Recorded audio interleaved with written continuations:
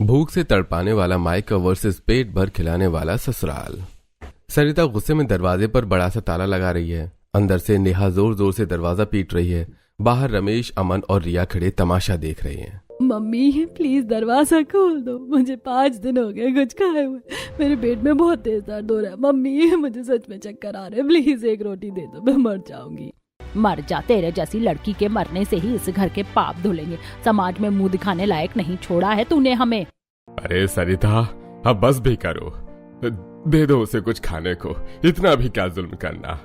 अच्छा, बड़ा बेटी के लिए प्यार उमड़ रहा है ना तुम पर। ये लो चाबी, खोल दो दरवाजा। और हाँ, कल को यह किसी के साथ भाग गई या कोई और कांड कर दिया ना तो समाज के सामने जाकर जूते तुम ही खाना। मेरा वो मतलब नहीं था। पापा मम्मी जी सही कह रही हैं, आजकल की लड़कियों का कोई भरोसा नहीं है। इसे बाहर निकाला तो फिर से ये अपने किसी आशिक का हाथ साफ करने लग जाएगी। रिया सही कह रही है पापा, आप बीच में मत पड़ो। भैया प्लीज आप तो मम्मी को समझाओ, मैंने कुछ नहीं किया था। मम्मी प्लीज, मुझे चक्कर आ रहे हैं। नेहा बहुत चिल्लाती है लेकिन सरिता एक नहीं सुनती। आखिर नेहा को कमरे में बंद क्यों किया गया है, इसे जानने के लिए हमें कहानी में कुछ समय पीछे जाना होगा। नेहा थकी हुई हालत में अपने कॉलेज से लौटी है। हॉल में सभी परिवार वाले बैठकर टीवी देख रहे हैं। आ गई महारानी, टाइम देखा है क्या हो रहा है? 5:30 बज गए हैं। कॉलेज था या किसी के साथ आशिकी लड़ाने गई थी जो इतना टाइम लग गया? मम्मी प्लीज अभी शुरू मत हो जाओ, मैं प्रोजेक्ट तैयार कर रही थी आज, इसीलिए लेट हो गई। अरे मम्मी जी, आजकल के जो प्रोजेक्ट्स होते हैं ना, ये लाइब्रेरी में कम और कैफे में लड़कों के साथ कॉफी पीते हुए ज्यादा बनते हैं। भाभी, आप बिना बात के आग मत लगाओ, आपको तो बस मौका चाहिए मुझे विलेन बनाने का। ओए, आवाज नीचे। अपनी भाभी से ऐसे बात करेगी तू? भाई हूँ तेरा, एक थप्पड़ मारूंगा ना तो ये सारा मॉडर्न एटीट्यूड बाहर आ जाएगा। भैया आप रात के 12-12 बजे दोस्तों के साथ घूम कर आते हो तब तो कोई कुछ नहीं बोलता। मैं बस थोड़ा सा लेट क्या हो गई तो सब इतना ड्रामा कर रहे हैं। नेहा, जबान मत लड़ाओ अपने भाई से, वो लड़का है, वो जो चाहे कर सकता है। जा चुपचाप जाकर खाना बना, और आज तेरा रात खाना बंद है, यही तेरी सजा है। हाँ कर दो सब कुछ बंद। मम्मी जी आपने बिल्कुल सही किया, इसे ना हमेशा ऐसे ही टाइट रखा करो, वरना आजकल की लड़कियों को तो उर्फी जावेद बनने में टाइम नहीं लगता। अगले दिन की बात है, घर में कोई नहीं था। सरिता बाजार से सब्जी लेकर घर लौटती है। मेन गेट हल्का सा खुला था। सरिता अंदर आती है तो हैरान रह जाती है। नेहा अपने दुपट्टे से एक लड़के का हाथ पोंछ रही थी। हाय राम, ये क्या देख लिया मेरी आंखों ने? अरे कोई है, देखो इस बेशर्म को। मम्मी आप क्या बोल रही हो? आप जैसा समझ रही हो वैसा कुछ भी नहीं है। चुप कर कल मुही, अब आशिक को घर में बुला रही है, इसीलिए मुझे अकेला बाजार भेजा था तूने। मेरी नाक कटवा दी तूने पूरे खानदान में। तभी रमेश, अमन और रिया भी आ जाते हैं जो कि बाहर गए थे। तेरी हिम्मत कैसे हुई मेरी बहन के पास खड़े होने की?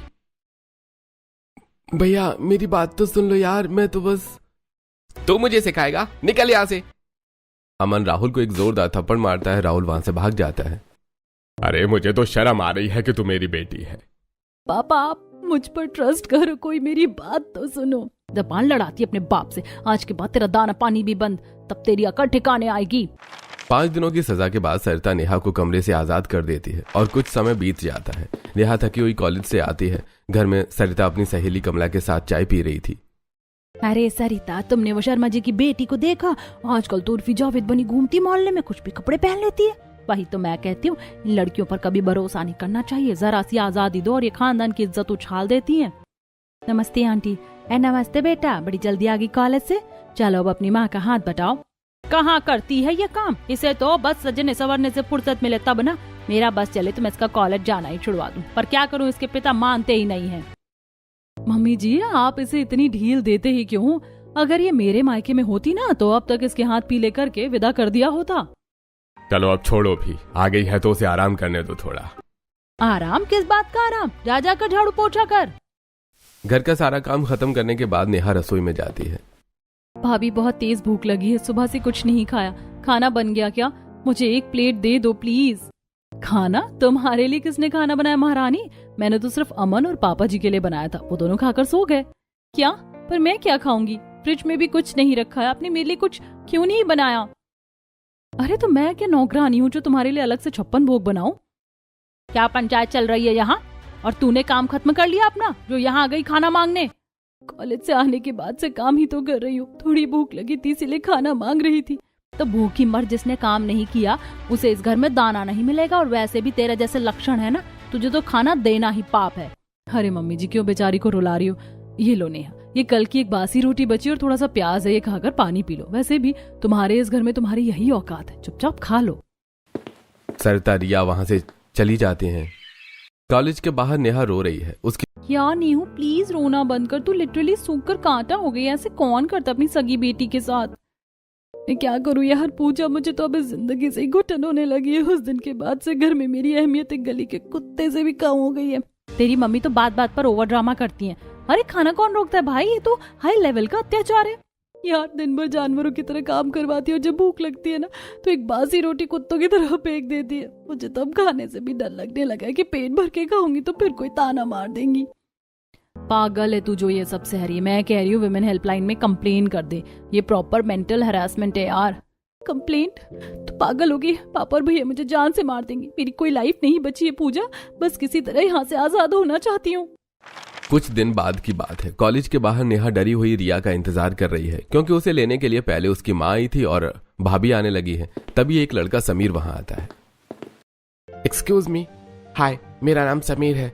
मैं तुम्हें डेली यहाँ देखता हूँ। तुम्हारी मम्मी तुम्हें छोड़ने आती हैं डेली, है ना? और लेने भी आती हैं। जी आप कौन हैं और मुझसे बात क्यों कर रहे हैं? प्लीज दूर रहिए मुझसे। डरो मत यार, मैं कोई कबीर सिंह नहीं हूँ, सामने वाले ऑफिस में काम करता हूँ। बस इतना पूछना था कि तुम हमेशा इतनी उदास और डरी हुई क्यों रहती हो? देखिए आप प्लीज यहाँ से जाइए, मेरे घर वाले बहुत स्ट्रिक्ट हैं, मुझे आपसे कोई बात नहीं करनी। अरे मैं बस तुम्हारी हेल्प करना चाहता हूँ। मुझे तुमसे एक अजीब सा कनेक्शन फील होता है। तुम किसी प्रॉब्लम में हो क्या? शेयर कर सकती हो यार, मैं किसी को नहीं बताऊंगा। मुझे कोई हेल्प नहीं चाहिए, आप मेरे घर वालों को नहीं जानते। अगर मेरे घर वालों ने मुझे किसी लड़के से बात करते देख लिया तो मेरा घर से निकलना बंद हो जाएगा। ऑलरेडी मेरे साथ बहुत कुछ हो रहा है। तभी दूर से रिया आती हुई दिखती है। प्लीज भगवान के लिए आप यहाँ से चले जाइए, मेरी भाभी आ रही है। अगर उसने मुझे आपके साथ बात करते हुए देख लिया ना तो घर में मेरा दाना पानी हमेशा के लिए बंद हो जाएगा, वो मुझे मार डालेंगे। दाना पानी बंद हो जाएगा, इसका क्या मतलब है? ऐसा कौन करता है? प्लीज जाइए यहाँ से, वरना आप भी पिटेंगे और मेरी भी जान जाएगी। प्लीज दूर हो जाइए मुझसे। समीर वहां से चला जाता है। रिया वहां पहुंचती है। महारानी, यहाँ क्या रोड पर नागिन की तरह खड़ी हो? खुद घर नहीं आ सकती थी क्या? मुझे बुला लिया इतनी धूप में। भाभी मम्मी ने ही तो कहा था कि आप पिक कर लोगी, मुझे अकेले आने से मना किया है ना। हाँ तो तेरे लक्षण ही ऐसे हैं कि तुझे खुला छोड़े तो तू मोहल्ले में मुंह काला करवा कर आ जाए। रिया नेहा वहां से चली जाती हैं। ये कैसी फैमिली है यार? अपनी ही बेटी को ऐसे ट्रीट कर रहे हैं जैसे कोई क्रिमिनल हो। मुझे कुछ तो करना पड़ेगा इस लड़की को इस नर्क से निकालने के लिए। कुछ दिनों बाद समीर अपनी माँ सुषमा और पंडित जी के साथ नेहा के घर रिश्ता लेकर आता है। रमेश जी, लड़का एकदम 24 कैरेट सोने जैसा है। खुद का बिजनेस है, इसलिए मैंने सोचा कि नेहा बिटिया के लिए इससे अच्छा और सुलझाऊगा घर क्या ही होगा। अरे पंडित जी, आपने तो हमारे दिल की बात छीन ली।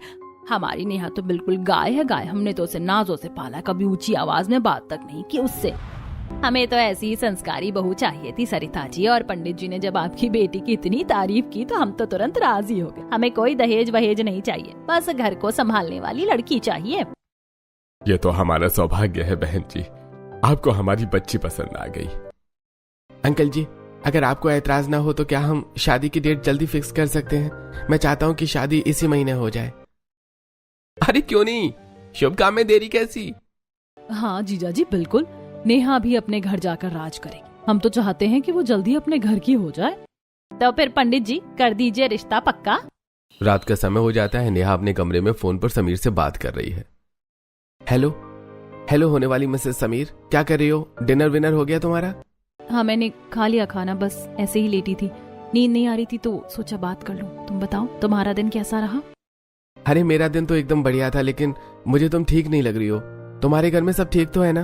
तुम्हारी भाभी का वो रवैया? अरे नहीं समीर, सब नॉर्मल है, वो बस शादी की टेंशन है। तुम्हें पता तो है लड़कियों को कितनी एंजाइटी होती है इस टाइम पर। नए घर जाना, नए लोग, सब कुछ इतना डरावना लगता है ना। देखो नेहा, मुझे नहीं पता कि तुम्हारे घर में तुम्हें कैसे ट्रीट किया जाता है, और मैं तुम्हें फोर्स भी नहीं करूंगा बताने के लिए। मैं बस इतना चाहता हूँ कि तुम मुझ पर ट्रस्ट करो।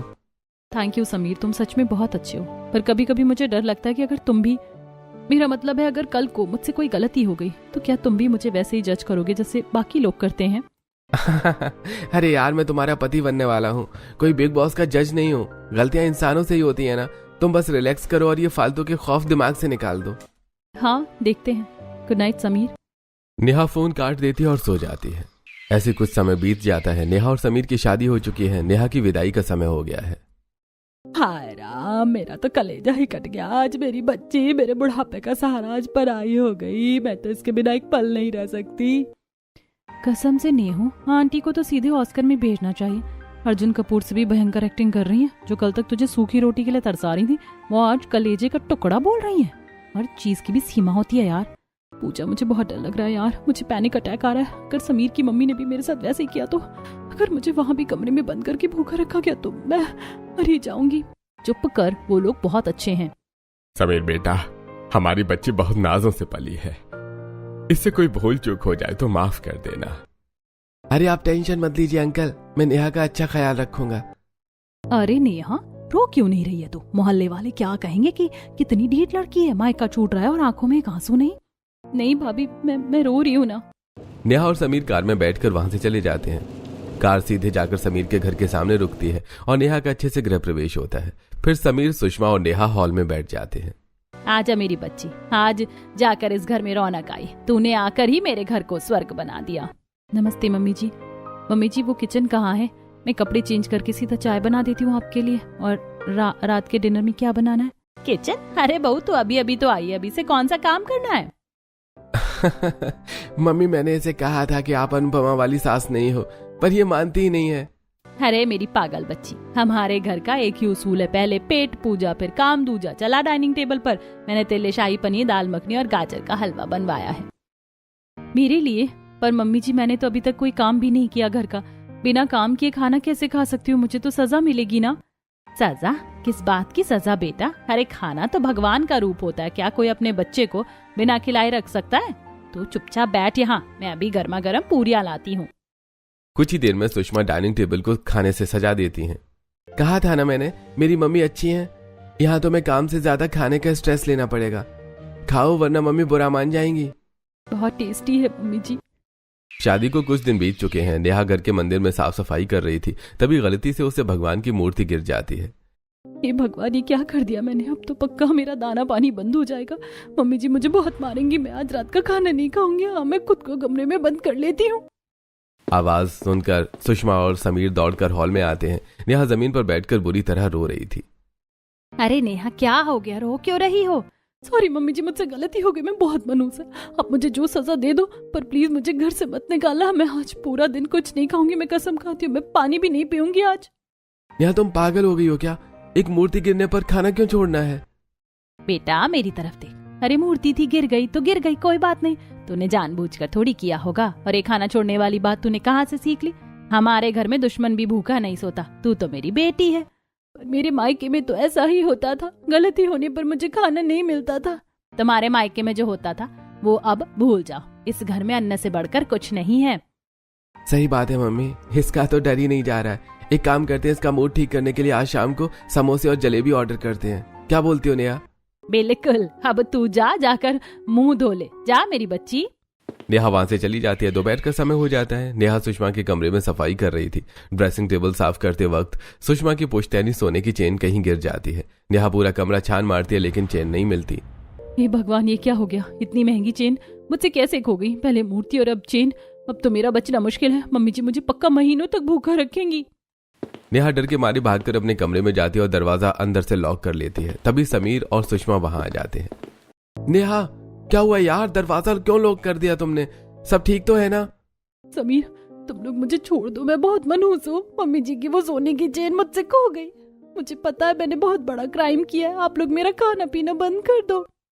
तभी वहां राजेश जी आते हैं, जो कि अभी अभी दूसरे शहर से लौटे थे। अरे नेहा, दरवाजा खोलो।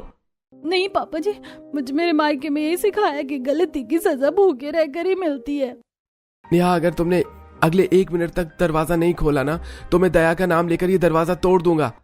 कुछ देर बाद नेहा दरवाजा खोलती है। पागल लड़की, इतना क्यों कांप रही है तू?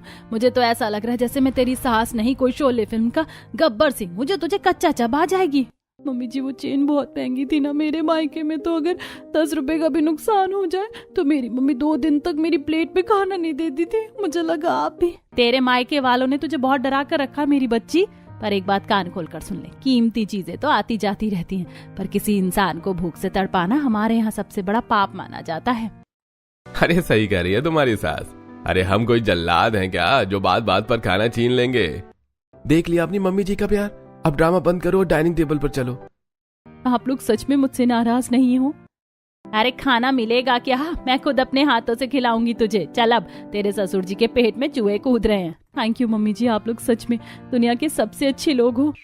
अगले दिन सुषमा बाजार में सब्जी खरीद रही थी, तभी वहां नेहा की माँ सरिता आ जाती है। अरे समधन जी नमस्ते, कैसी चल रही है हमारी लाडली के साथ आपकी जिंदगी? कुछ काम वाम करती है या पूरा दिन बस फोन में उंगलियां घिसती रहती है? नमस्ते सरिता जी। अरे नेहा तो हमारे घर की जान है, काम भी करती है और घर को भी एकदम जोड़ कर रखा है उसने। अरे समधन जी आप भी ना बस उसे सिर पर चढ़ा रही है, मैं जानती हूँ उसके लक्षण। ज्यादा आजादी दोगी ना तो उर्फी जावेद बनने में टाइम नहीं लगाएगी। इन लड़कियों को तो बांध कर रखो और भूखा रख कर ही लाइन पर रखा जा सकता है। सरिता जी मुझे माफ करना, पर आपके ये विचार मुझे थोड़े अजीब लग रहे हैं। अरे आप नहीं जानती उसे, अगर अभी से इसे कंट्रोल नहीं किया तो कल को आप ही के सिर पर नाचेगी। हमारे घर में तो हमने इसे खूब टाइट रखा था, तभी तो आज आपके घर पर टिकी हुई है। देखिए सरिता जी, आपके घर का मुझे पता नहीं, पर मेरे घर में नेहा कोई कैदी नहीं है। वो मेरे बेटे की पत्नी है और मेरी बेटी है, और हम बेटियों को बांध कर नहीं रखते, उन्हें खुले आसमान में उड़ना सिखाते हैं। लो कर लो बात, हम तो भलाई के लिए बोल रहे थे, कल को कुछ कांड कर दे तो हमें मत कहना। आप उसकी माँ कम और किसी टीवी सीरियल की विलन ज्यादा लग रही हैं। मैं तो खुद को खुश नसीब मानती हूँ कि मुझे नेहा जैसी बच्ची मिली। अब मैं चलती हूँ, घर पर सब खाने का इंतजार कर रहे होंगे। सुषमा वहां से चली जाती है। शाम का वक्त हो जाता है। नेहा किचन में सबके लिए खाना बना रही है। अचानक गरम कढ़ाई को पकड़ते वक्त उनका हाथ जल जाता है और कढ़ाई नीचे गिर जाती है। मम्मी जी, समीर, ये भगवान, ये मैंने क्या कर दिया? सारी सब्जी खराब हो गई। तो पक्का मुझे आज भूखा रहना पड़ेगा, मैंने अन्न का अपमान कर दिया। आवाज सुनकर सुषमा, समीर और राजेश भागकर किचन में आते हैं। अरे क्या हुआ नेहा, तू रो क्यों रही है? दिखा अपना हाथ, दिखा मुझे। मम्मी जी सॉरी, वो कढ़ाई बहुत गर्म थी, मेरा हाथ जल गया और सारी सब्जी गिर गई। प्लीज मुझे मारना मत। नेहा यार तुम्हारा दिमाग खराब है क्या? तुम्हारा हाथ जल गया है, दिखाओ अपना हाथ मुझे। अरे मैं अभी फर्स्ट एड बॉक्स लेकर आता हूँ, बच्ची दर्द से तड़प रही है। तेरे मायके वालों ने तेरे दिमाग में जहर भर दिया बेटा। अरे सब्जी तो दोबारा बन जाएगी, पर अगर तेरे हाथ पे छाला पड़ गया तो मुझे कितनी तकलीफ होगी, ये तू नहीं जानती। सुषमा प्यार से नेहा के हाथ पर दवाई लगाती है, फिर वो उसे डाइनिंग टेबल पर बिठाती है और अपने हाथों से उसे खाना खिलाती है। आज तू कुछ काम नहीं करेंगे, आज तेरी सास तुझे अपने हाथों से खाना खिलाएगी, और ये जो तेरे मन में खौफ बैठा है ना, इसे आज हमेशा के लिए निकाल दे। मम्मी जी आप कितनी अच्छी है, मुझे तो यकीन नहीं होता कि मुझे ऐसी फैमिली मिली है। चलो फाइनली मैडम को यकीन आ ही गया कि हम लोग विलेन नहीं है। मम्मी एक निवाला मुझे भी खिला दो यार, मैं भी जल जाऊं क्या थोड़ा सा? चुप कर बेशर्म, मेरी बच्ची को खाने दे, तू खुद लेकर खा ले। ऐसे ही कुछ समय बीत जाता है। एक दिन नेहा की थोड़ी तबीयत खराब थी और इसलिए वो अपने कमरे में लेटी हुई थी। तभी सुषमा हाथ में सूप का बाउल लिए तेजी से अंदर आती है। पीछे पीछे समीर और राजेश आ जाते हैं। अरे मेरा बच्चा, तेरा तो माथा एकदम भट्टी की तरह तप रहा है। समीर तूने अभी तक डॉक्टर को फोन क्यों नहीं किया? अरे मेरी बच्ची को तो बुखार चढ़ गया। मम्मी रिलैक्स करो यार, हल्का बस बुखार सा है, आप इतना पैनिक क्यों कर रही हो? अरे ऐसे कैसे रिलैक्स करें? मेरी घर की लक्ष्मी बीमार है और तू कह रहा है कि रिलैक्स करो। तुम लोग कहो तो मैं अभी बड़े अस्पताल से एम्बुलेंस बुला लूं। पापा जी मैं बिल्कुल ठीक हूँ, आप लोग बहुत ज्यादा हाइपर हो रहे हैं। मुझे बस हल्का सा फीवर है, कोई बड़ी बीमारी नहीं हुई है मुझे। चुप कर एकदम, जब तक बुखार नहीं उतरेगा तू बेड से नीचे पैर नहीं रखेगी। ये ले पहले ये गर्मा गर्म सूप पी और साथ में तेरे फेवरेट चीज सैंडविच बनाए मैंने, इससे एनर्जी आएगी तेरे अंदर। मम्मी जी मैं सच बताऊं, मायके में जब मुझे 103 डिग्री बुखार होता था ना, तब भी मम्मी बोलती थी कि मैं काम चोरी करने के लिए नाटक कर रही हूँ। उस दिन तो मुझे एक सूखी रोटी भी नहीं मिलती थी, काम अलग करना पड़ता था, और यहाँ आप लोग मुझे बुखार में ऐसे ट्रीट कर रहे हो जैसे मैं कोई रानी हूँ। अरे तुम मैडम, आप रानी ही तो हो इस घर की। चलो अब जल्दी से सूप पियो। हाँ बेटा, और कुछ भी खाने का मन हो तो बेझिझक बता देना, तेरा ससुर खुद पूरी मार्केट छान कर तेरे लिए वो चीज लेकर आएगा। कुछ दिन बीत जाते हैं। शाम का वक्त था। समीर और नेहा छत पर कुर्सी डालकर बैठे थे और चाय पी रहे थे। यार नेहा, तुम्हारे हाथ की चाय पीकर तो ऐसा लगता है जैसे मम्मी को बोलना पड़ेगा कि अब किचन से रिटायरमेंट ले लें। क्या मस्त चाय बनाती हो तुम। मस्त का मत लगाओ मुझे, मम्मी जी के हाथ के खाने के आगे मेरा खाना कुछ नहीं है। पर समीर सच बताऊं तो मुझे आज भी कभी कभी लगता है कि मैं कोई सपना देख रही हूँ। सपना क्यों? अब तो बुखार भी उतर गया तुम्हारा।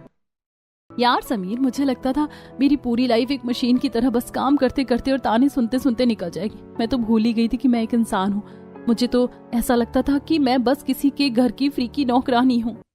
देखो नेहा, जो बीत गया वो एक बुरा सपना था। तुम मेरे घर की रानी हो, कोई नौकरानी नहीं हो, और मुझे तुम्हारी वो इनोसेंट वाइब बहुत पसंद है। तुम बहुत अच्छे हो यार। मुझे कभी कभी लगता है मैंने पिछले जन्म में पक्का कोई बड़ा पुण्य किया होगा जो मुझे तुम और ये फैमिली मिली। ओहो मैडम के तो डायलॉग ही हैवी हो गए। अरे बस बस, अब रोना मत शुरू कर देना प्लीज। मेरी आधी से ज्यादा टी शर्ट तुम्हारे आंसुओं से धुल चुकी हैं पहले ही। तुम बहुत बदतमीज हो, जब देखो बस मेरा मजाक उड़ाना होता है तुम्हें। इमोशन की तो कोई कदर ही नहीं है इस लड़के को। एक दिन की बात है, घर के बाहर एक बहुत बड़ा टेंट लगा था। पूरा परिवार मिलकर मोहल्ले के गरीबों और जरूरतमंदों को खाना बांट रहा था। बेटा नेहा, आराम से बांटना, किसी को भी थाली खाली नहीं रहनी चाहिए, सबको एकदम भरपेट खाना मिलना चाहिए। यह हमारे घर की पुरानी परंपरा है। पापा जी, आप लोग कितना अच्छा काम करते हो। मुझे तो इन लोगों को खाते हुए देखकर इतना पॉजिटिव वाइब आ रही है कि मैं बता नहीं सकती। मुझे तो पता ही नहीं था कि आप लोग हर महीने ये लंगर लगाते हो। अरे बेटा, दुनिया में भूखे को खाना खिलाने से बड़ा कोई पुण्य नहीं है। भगवान ने हमें इतना दिया है, तुम्हारा भी तो फर्ज बनता है ना कि हम उनका पेट भरे जिनके पास कुछ नहीं है। वैसे मम्मी, आज नेहा ने सूजी का हलवा इतना टेस्टी बनाया है ना कि आधी पब्लिक तो बस हलवे के चक्कर में लाइन में दोबारा लग गई। तुम तो चुप ही रहो समीर। पर मम्मी जी, मैं सच कहूँ, आज इन लोगों को ऐसे भरपेट खाते हुए देखकर मेरे अंदर का एक बहुत बड़ा ट्रॉमा हमेशा के लिए खत्म हो गया है। मेरी बच्ची, तूने बहुत दुख झेले, पर अब तेरा वो बुरा वक्त हमेशा के लिए खत्म हो गया है। हाँ बेटा, दिल खोल कर खिलाओ। जो इंसान अन्न की कदर करता है, ऊपर वाला उसकी हमेशा झोली भर कर रखता है। ऐसी कुछ समय और बीत जाता है। घर में एक बड़ी दावत थी। सुषमा और नेहा किचन में अभी भी खाना तैयार कर रही थी।